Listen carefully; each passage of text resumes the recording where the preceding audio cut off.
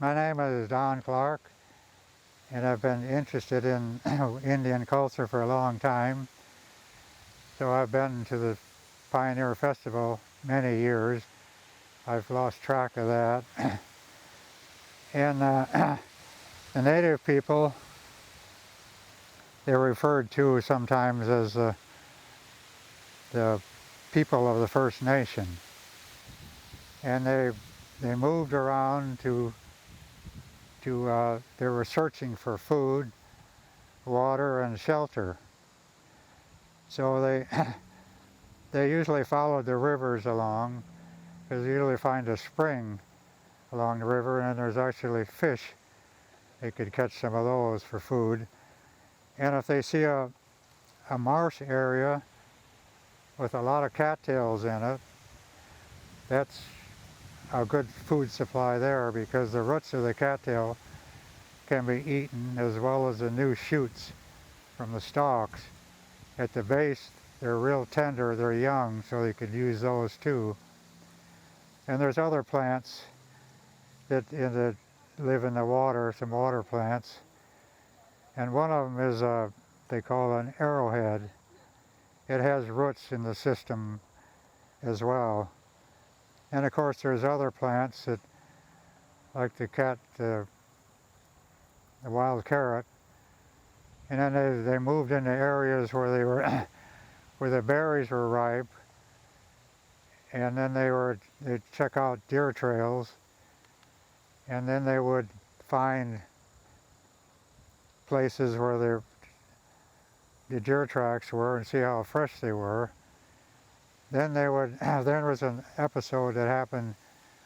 This one teenager, he saw a bunch of ducks on the river, and he decided to go upstream where they couldn't see him, and he had a couple of gourds. He dropped the gourds into the river, and he watched what happened when they got next to the ducks. All they did was move away from the gourds, but didn't fly. So he had a pumpkin. He cleaned it all out, cut slots in it so he could see. He put it over his head, and he got into the river and floated down where the ducks were. When he got close enough, he just reached up under the water, grabbed him by the foot, and had a duck at each hand. And he went downstream a few yards later, came out, went back to camp, and they had duck for dinner. So then they needed to find some kind of shelter. So they would find saplings, 2 or 2.5 inches in diameter, and they would cut them off. But they would need some kind of a tool to cut into the sapling.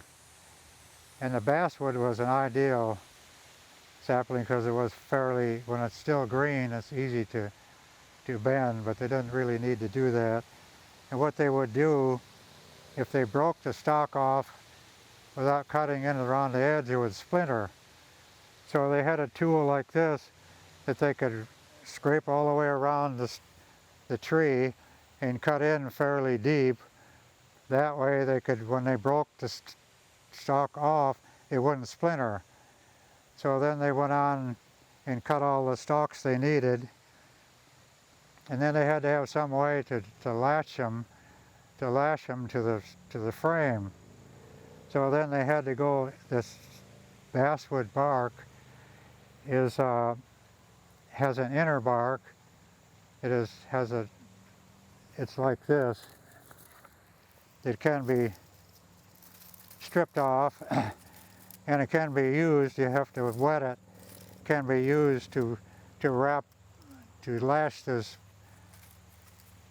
poles together, and they could even make a cord out of it. This is made out of it, and it's really strong. So then they got that all done. Then there's another plant called stinging nettle, which is like this. It's it grows in the dark woods. It likes moisture, so it likes to be in the dark, into the area where there's not much evaporation. Then there's a little bark on the outside of this that you could peel off. And if you take 2 strands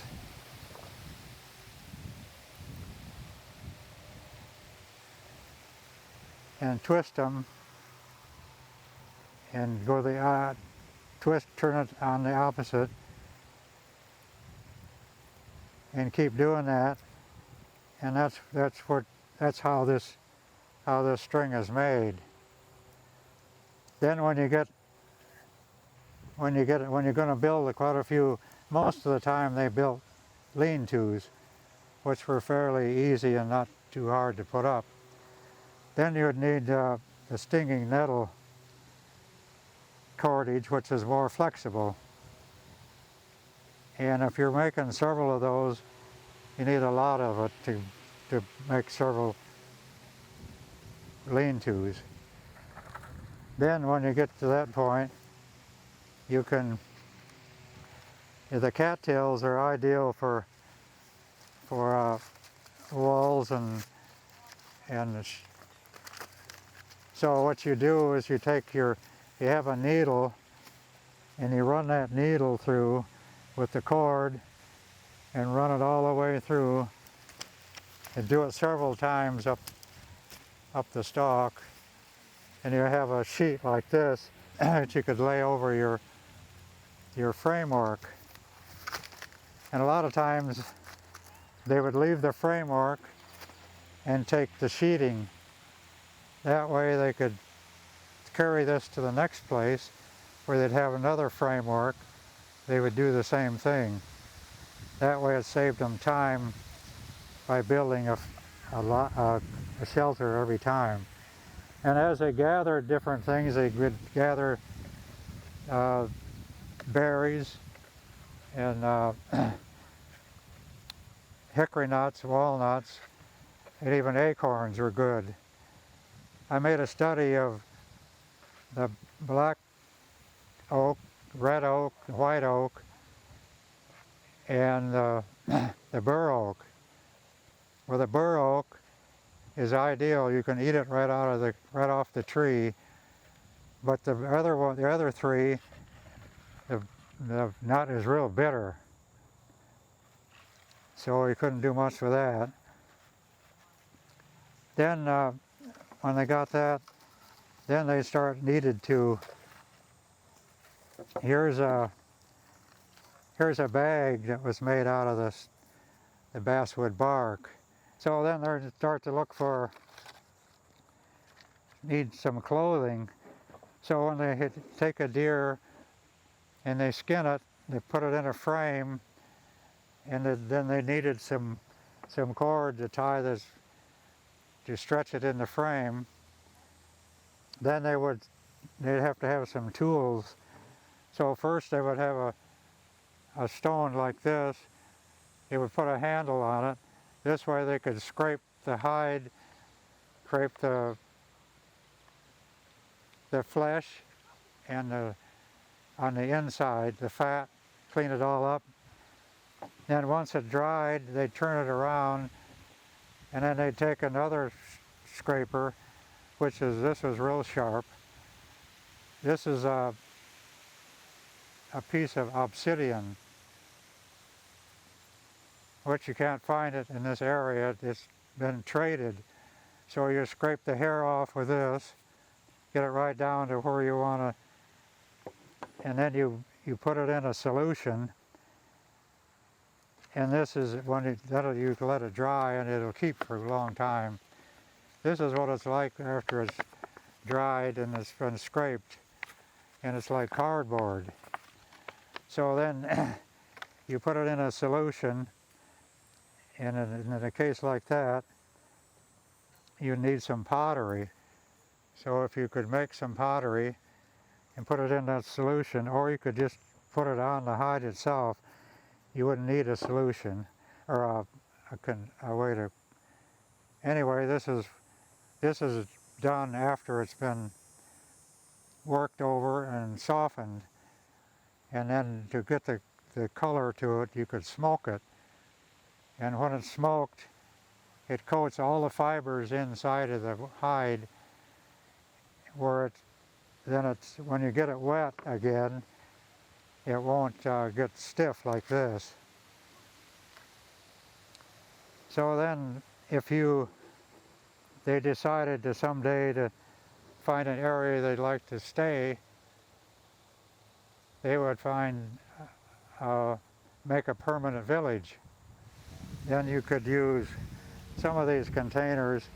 You could use to put your walnuts in and your berries to carry back to camp. And there was a village on the Mississippi River, not too far from here, and he was considered a war chief, but actually he was a protector of his people. His name was Makatai Misi Kukyuk, which translates into Black Sparrowhawk. And I think we've all heard about him. And over the years of reading about different tribes, I've never run across a native that had a middle name. So then when you get into permanent, then you can make clay pots like this one, and usually it's hung over the fire, and they put beans, corn, and once in a while they put fish in it and make like a soup. Well, it was sitting on the fire most of the day, and everybody had their own spoon. So you could come to the pot, dip out, and have something to eat whenever you were hungry. And usually they had it's like a goose on the side here where you could hang it. And this one happens to have a bird. So everybody had their own design. So then once they settled down and didn't move around too much, and they had corn, get into the artwork basically, or crafts. And this is a belt made out of stinging nettle. And it's embroidered with dyed corn husks, which you can just peel off. And the dyes are natural. The purple here is, sometimes you'll find in corn husks, Indian corn that has purple husk. That way you don't have to dye it, you just go ahead and use it. You use a needle, and I made several of them out of bone, but they're rather brittle. So I broke a few, and I thought there's a material that's a little stiffer than that, more flexible, and that's a deer antler. So I made a needle out of the deer antler. That way it wouldn't break as easy. And this is made out of corn husks. And as I went along, I used two different colors, so it automatically came out this pattern. I didn't even have to worry about trying to figure out where one goes where. And then they made pouches. This is a pouch that I carry quite a bit, and this is all made out of stinging nettle. And here's another one. It's put in a frame, and it's worked around a frame. And there's a warp that goes through here, and the wefts crossways, and they're twisted. Every time you go through a warp, you twist it, so it's called twining. Some of these items I've made, and I always wanted to see if I could do the same things that the natives did. So I thank you for watching and listening, and I hope you got some ideas of how the natives actually lived.